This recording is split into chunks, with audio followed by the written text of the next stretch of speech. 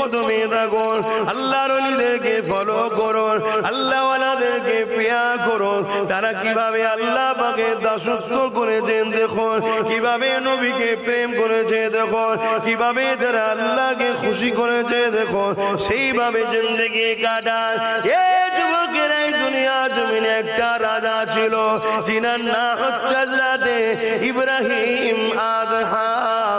জগৎ বিখ্যাত একজন ওলি হয়ে গেছে, কিন্তু প্রথম জিন্দেগিতে তিনি বিরাট বড় ক্ষমতাশালী রাজা ছিলেন।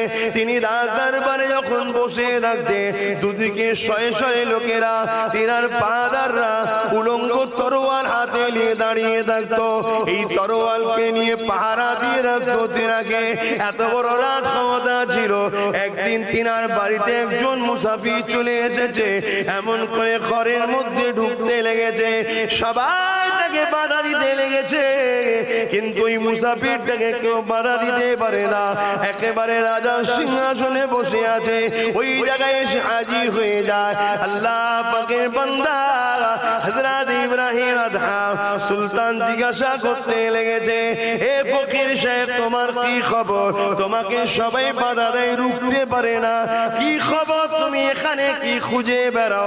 ওই সময় ওই ফকির দরবেশ বলেছিল, আমি মুসাফির, মুসাফির খানা ঘুরে বেড়াই, ওই জায়গাতে আমি একটু থাকবো। ওই সময় রাজা রেগে গিয়ে বলেছিল, এটা একটা রাজপ্রাসাদ, তুমি কি দেখতে পাও না? এটা মুসাফির খানা নয়। হযরতে বলগমন করে ইব্রাহিম আদহামের কথা শুনে ওই দরবেশরা বলেছিল, তুমি যেখানে বসে আছো এখানে আগে কে বসতো? বলতো, আমার আব্বা বসেছে। তার আগে কে বসতো? আমার দাদু বসেছে। ওই সময় ওই দরবেশ মানুষ বলে, তাহলে এটা মুসাফির খানা নয় তো আর কি? যেখানে চিরস্থায়ী থাকা যায় না, ওটাকেই তো মুসাফির খানা বলা হয়। তবে বাচ্চা শুনে রেখে দাও, আল্লাহ পেতে গেলে এই রাত গদিতে বসে বসে আল্লাহ কখনো পাওয়া যাবে না।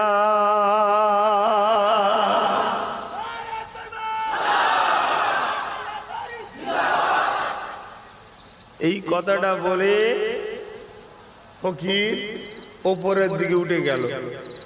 সবাই তাজ্জুব হয়ে দেখছে, কেউ রুখতে পারছে না। বাদশার কিন্তু ঘোর কেটে গেছে এক কথাতে। আমরা এত বুঝাই, কিছু কিছু লোকের এখনো ঘোর কাটে না। একটা ছোট্ট কথা দিয়ে বাদশার কিন্তু ঘোর কেটে গেছে, কারণ নসিব ভালো। তাই বাদশা উঠে পড়েছে, ফকিরকে তালাশ করতে উপরে দেখতে পায় না, ঘোড়ার পিঠে বসে বেরিয়ে পড়েছে একা। এত পাহাড়দার সব ছেড়ে দিয়ে ফকিরকে খুঁজে বেড়াচ্ছে। খুঁজতে খুঁজতে খুঁজতে এক ধারে গিয়ে পেয়েছে, যে বলছে, বাবা, আল্লাহ পেতে গেলে কি করতে হবে? ফকির বলছে, সর্বপ্রথম আরামের জিন্দেগিটা ছাড়তে হবে। জোরে বলুন সুবহানাল্লাহ। আর আমরা তো আরামের জিন্দেগির জন্যই সবকিছু করছি। হ্যাঁ, আর বলছে সর্বপ্রথম আরামের জিন্দেগিটাই ছাড়তে হবে। আরামের জিন্দেগিতে, আরামের গদিতে, আরামের বিছানায় আল্লাহ পাওয়া যায় না। ওখানে ঘুম আসবার, ঘুম হলেই শয়তান ধোঁকা দেবে, হিতা পাঠাবে, হুতা পাঠাবে, এই ছবি দেখাবো, ওই ছবি দেখাবে। ওই না, আরামের বিছানা ছাড়তে হবে। যা হুজুরের হাতে বায়াত হলেন, বায়াত হয়ে রাজ সিংহাসন ত্যাগ করে, সিংহারাজ পোশাক ত্যাগ করে, থলে, থলে বোঝেন তো, ওই থলে জড়িয়ে খালি পায়ে রওনা দিলেন। গভীর দূরে দূরে দূরে দূরে গিয়ে গভীর জঙ্গলে প্রবেশ করলেন। গিয়ে একটা বিশাল বড় নদীর ধারে গিয়ে চুপ করে বসে আছে। বসে আল্লাহ আল্লাহ আল্লাহ আল্লাহ আল্লাহ আল্লাহ আল্লাহ আল্লাহ করছে। এমনি এত লোক পাগল নয়, অনেক ত্যাগ স্বীকার করে আল্লাহর ওলি হয়েছে। আপনি কি ভাবছেন অত সহজ নাকি? বহুত ত্যাগ স্বীকার করতে হয়, তবে আল্লাহ ওয়ালা হয়। আহা, কষ্ট হচ্ছে, আর একটুখানি কষ্ট করেন। আর আধ ঘন্টা বলি নাকি? আর একটুখানি কষ্ট করেন। আল্লাহর ওলি এভাবে ইব্রাহিম আদহাম রাজা থেকে ভিখারি ড্রেস নিয়ে ওই সাগরের নদীর ধারে বসে জিকির করেছে। এলাকায় তো হুড়োহুড়ি হয়ে গেল, আমাদের নেতা কই, রাজা কই, নেতা কই, রাজা কই, বাদশা কই, খোঁজাখুঁজি চলছে, কারো কাছে কোনো খবর নাই। একদিন ওই এলাকার একজন শিকারী বা কাঠুরে শিকার করতে করতে ওই জঙ্গলে গেছে, যে দেখছে একজন দরবেশ মানুষ খোলে পড়ে আর নদীর ধারে বসে আছে, আর খোলেকে নিজে হাতে ছিঁড়ে গেছে, কোনো জায়গায় সিলাই করছে। কাছাকাছি গিয়ে দেখছে, রে এ তো আমাদের সুলতান, আমাদের বাদশাহ হযরত ইব্রাহিম আদহাম। অবাক হয়ে গেছে, হয়ে যে বলছে, হুজুর আপনি এখানে কেন? আপনাকে সবাই খুঁজছে, আপনি কত বড় বাদশাহ, রাজা, রাজত্ব ছেড়ে দিয়ে চলে এসেছেন। সুলতান বলছে, শোনো, আমি শুধু মানুষের রাজা ছিলাম, তাও যদি আমার পাহারাদার ছিল, লোক ভয়ে অনেকে মানত আমাকে, কিন্তু আজ আমি আল্লাহর প্রেমে দিবানা হওয়াতে শুধু মানুষ নয়, তামাম মখলুকাতের বাদশা আল্লাহ আমায় বানিয়েছে। জোরে বলুন সুবহানাল্লাহ। আমার কথা এখন শুধু মানুষ নয়, জীব জন্তু, পশু পাখি, গাছপালা সবাই শোনে, সবাই শোনে। তখন যুবকটা মনে মনে করছে, আমাদের রাজা তাহলে মাথা খারাপ হয়ে গেছে, বুঝতে পেরেছি, মনে মনে করছে। তখন হুজুর হাতে সুই যেটা সেলাই করছিল ওটাকে টান মেরে পানি, সামনে পানি, নদীতে ফেলে দিয়েছে। দিবার পরে বলছে, মাছেরা আমার সুইটাকে নিয়ে আসো। হাজারো মাছ একটা করে সোনা ছুঁচ মুখে করে নিয়ে উঠছে। আল্লাহর ওলি ইব্রাহিম আদহাম বলছে, আমারটা নিয়ে আসো। তখন একটা বড় মাছ ওই হুজুরের ছুঁচটাকে নিয়ে কাছে চলে এসছে। হুজুর ছুঁচটা নিয়ে বলছে, শোনো বাবা, পাগল আমি হইনি। জোরে বলুন সুবহানাল্লাহ। এখন কথা হলো, হৃদয়ের মধ্যে কথা আল্লাহ ছাড়া তো কেউ জানে না, ওলি জানলো কি করে? এটাই হচ্ছে হাদিসের কথা, যে আল্লাহ তার মাহবুবদের ঘরে জানিয়ে থাকে। জোরে বলুন সুবহানাল্লাহ। এ আমার ইব্রাহিম, তুই আমার পাগল, লোক তোকে মেন্টাল ভাবছে, তুই ছুঁইটা ফেলে দে, যে হুকুম কর, আমি আল্লাহ সব ব্যবস্থা করে দিচ্ছি, তোর মাকাম আমি বাড়াবো, কারণ তুই আমায় প্রেম করেছিস। জোরে বলুন সুবহানাল্লাহ। আল্লাহর ক্ষমতা আছে না? বাস, তাহলে তার ইখতিলাফ হওয়ার প্রশ্নই নেই, কেন সব আল্লাহর হুকুমে হয়। তোমার আমার দ্বারা হয়নি কেন? তুমি আমি আল্লাহ ওয়ালা হতে পারিনি। হবে, কে বলেছে হবে না? হাত তুললে আল্লাহ ফিরাবে না। আহা, কত বড় বড় ওলি দুনিয়া জমিনে, ইতিহাস আমরা সবাই জানি, আল্লাহর ওলিদেরকে প্যার করে। কিয়ামত দিন ঘোষণা হয়ে যাবে, এই হাদিসটা বলে সালাম পড়িয়ে দোয়া করব, মন দিয়ে শোনেন। আল্লাহ ঘোষণা করে দেবে, বিচারটা যখন হয়ে যাবে, ওই বিচার হয়ে যাবার পরে জান্নাতীরা জান্নাতে চলে যাবে, জাহান্নামীরা জাহান্নামে চলে যাবে।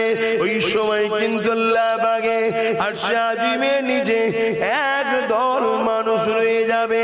ওই মানুষগুলোকে ফেরেশতারা জিজ্ঞাসা করবে, তোমাদের কি বিচার এখনো হয়নি? তারা বলবে, হ্যাঁ হয়ে গেছে। আল্লাহ পাক দয়া করে আমাদেরকে জান্নাতি দান করে দিয়েছে। ফেরেশতারা বলতে লাগবে, তাহলে আপনারা জান্নাতে চলে যান। ওই সময় তারা বলতে লাগবে, আমরা তো জান্নাতে যাব না। ফেরেশতারা যখন বলবে, তাহলে কি জাহান্নামে যাবে নাকি? তখন তারা রেগে গিয়ে বলবে, তাহলে তাই ওখানেই নিয়ে চলো। যখন নিয়ে যাওয়া হবে, জাহান্নাম চিৎকার দিয়ে বলতে লাগবে, ও রব্বি আল্লাহ পাক, যাদের হৃদয়ে আপনার হাবিবের প্রেমের আগুন জ্বলে, এদেরকে আমি জাহান্নাম আমার ভেতরে নিয়ে আসবে না। আপনার ফেরেশতাদেরকে রুখে দেন আল্লাহ, কেননা যাদের হৃদয়ে আপনার হাবিবের প্রেম জ্বলে, ওদেরকে কি পোড়াবো?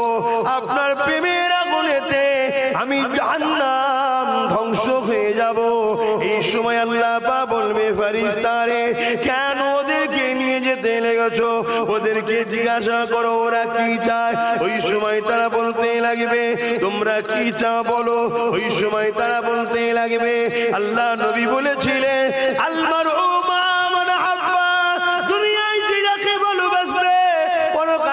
তার সঙ্গে থাকবে। এ আল্লাহর ফেরেশতারে দুনিয়ায় অনেক মানুষ আমাদেরকে প্যার করেছিল, আমাদেরকে দাওয়াত করেছিল, আমাদেরকে উজুর পানি দিয়েছিল, আমাদের সঙ্গে এক খাঞ্চায় বসতো। আমরা যখন কোরআনের তেলাওয়াত করতাম তারা বসে বসে শুনতো, আমরা যখন দিনের আলোচনা করতাম তারা কাজ কাম ছেড়ে দিয়ে এসে বসে থাকতো, আমরা যখন কোনো জায়গায় সফরে যেতাম আমাদের পিছু পিছু তারাও হাঁটতে থাকতো। এক কথাই তারা দুনিয়ায় আমাদেরকে ফলো করতো, প্যার করতো, ভালোবাসতো। কেননা আমরা আল্লাহর কথা তাদেরকে দিয়েছি, নবীর কথা তাদেরকে শুনিয়েছি, তাই তারা আমাদেরকে প্যার করেছে। আজকে দিনে তাদের কিছু লোক জাহান্নামী হয়ে গেছে কোনো কারণে। যতক্ষণ পর্যন্ত না আল্লাহ তাদেরকে তুলে আমাদের সঙ্গে জান্নাতে দেয় আমরা ততক্ষণ পর্যন্ত আল্লাহর জান্নাতে যাব না। আরো জোরে বলুন সুবহান। ওলিদেরকে মহব্বত করুন। গল্প বলছি না, রাসূলের হাদিস বলছি। কিয়ামতের দিন ঘটবে এটা। আর আশিক আর মাসুকের সম্পর্ক ভাব ভিন্ন হয়, ঠিক না বেঠিক? হ্যাঁ, আশিক আর মাসুকের সব ভালোবাসা সম্পর্ক ভিন্ন হয় আম মানুষের থেকে।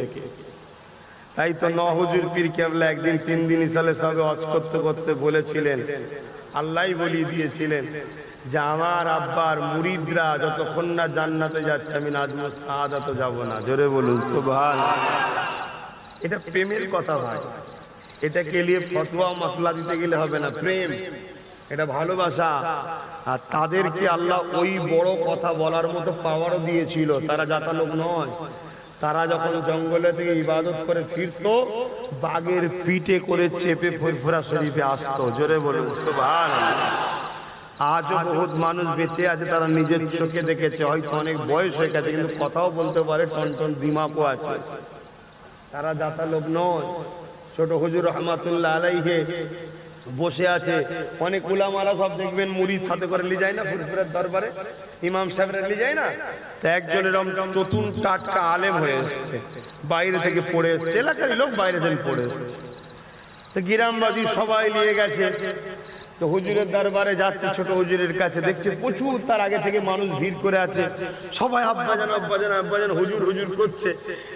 এটা দেখে ওর মনের মধ্যে একটুখানি রাগ, কি এমন করতে হবে, যাক বসে আছে। তো হুজুর কেবলা নিজে উজু করতেন, যে লুটাটায় উজু করতেন।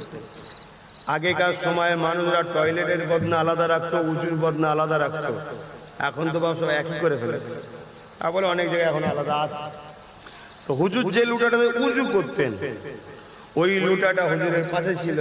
হুজুর লুটাটাকে নিয়ে ছুঁড়ে ফেলে দিয়েছে এই দূরে, দিয়ে বলছে বাবা মৌলানা সাহেব, ওই মৌলানা ওই লুটাটা নিয়ে আসো বাবা। অন্যজন তোমরা নয়, ওনাকে আনতে দাও। এখন তো ইমামতি করে মুরিদ ভক্ত, মুসল্লি সব তো হুজুরের ভক্ত। ইমাম চিন্তা করছে আমি যদি না যাই তাহলে আমার চাকরি যাবে, সব তো হুজুরের মুরিদ। হ্যাঁ আমার হুজুরের কথা শুনলিনি কেন, তোকে আর রাখবো না। সে এক টেনশন আছে ইমামের। ইমাম যাই হোক উঠে পড়েছে, উঠে লুটা আনতে যাচ্ছে। ইমাম নিজে বলছে যেটা সেটা আপনাকে বলছি, বলছে আমি যত কাছের দিকে যাই লুটার একটা গুনগুন গুনগুন গুনগুন করে আওয়াজ আমার কানে ভেসে আসতে থাকে, কি যেন একটা মধুর আওয়াজ কানে আসছে। আমি কাছাকাছি যত যাচ্ছি, যখন একেবারে লুটাটার কাছে চলে যাই আমি অবাক হয়ে গেলাম, ওই লুটা থেকেও কলেমার জিকির হচ্ছে। জোরে বলুন সুবহানাল্লাহ। আপনি অবিশ্বাস বা অভাব কিছু মনে করবেন না। কেন? আল্লাহর ওলিদের চতুর্দিকে যারা থাকে তারা সব সময় ওলি জিকির করে, সাথে সাথে তারাও ওই তাসিরে তারাও জিকির করতে শুরু করে দেয়। জোরে বলুন সুবহানাল্লাহ। এই জন্য বলা হয় অলিদের সোহবতে থাকো। যদি একটা লুটা থেকে থেকে জিকির করা শুরু করে দেয়, তার জান নেই, জান আছে নাকি? আপনি বলবেন জান নেই তো কথা বলে কেন? তাহলে আপনাকে হাদিস শোনাতে লাগবে, নবীর হাদিস বুখারী শরীফের। আপনারা সবাই ওয়াজটা জানেন কিন্তু ভুলে যান। উস্তুনে হান্নান আছে খেজুর গাছের কাটা গুড়ি, নবীর মেম্বারে দাঁড়িয়ে রবি হেলানতে খুতবা দিত। কেঁদেছে না কাঁদেনে? কথা বলেছে না বলেনে? কি গো, ওই দিন খেজুরের গাছের গুড়িটাকে কথা বলিয়েছিল কে? জোরে বলুন। ক্ষমতাটা কার? আল্লাহর ক্ষমতা। ছোট হুজুর পীর কেবলা এই যে আলেমটাকে যে কারামতি আল্লাহ দেখাচ্ছে, ওলিদের দ্বারা কারামতি হয়, নবীদের দ্বারা মুজেজা হয়, অলৌকিক ঘটনা, এইটা কে করাচ্ছে? হুজুর তো করাচ্ছে না, আল্লাহ করাচ্ছে। কেন? আল্লাহর ওলি মর্যাদা কি আল্লাহ তার যে অপছন্দ করে তার হৃদয়ও জাগাচ্ছে। তবে হ্যাঁ, আমি বলবো আলেমটার নসিব ভালো ছিল, তাই আল্লাহ ওকে দেখিয়ে দিয়ে পরিবর্তন করে পরবর্তীতে হুজুরের হাতেও বায়াত হয়ে সেও একজন বড় আল্লাহওয়ালা মানুষের চলেছে। জোরে গেছে, জোরে বলুন সুবহানাল্লাহ। যাই হোক, আল্লাহর ওলিদেরকে প্যার করেন, ভালোবাসেন। আসেন একটু সালাত ও সালাম দেবো। ইয়া নবী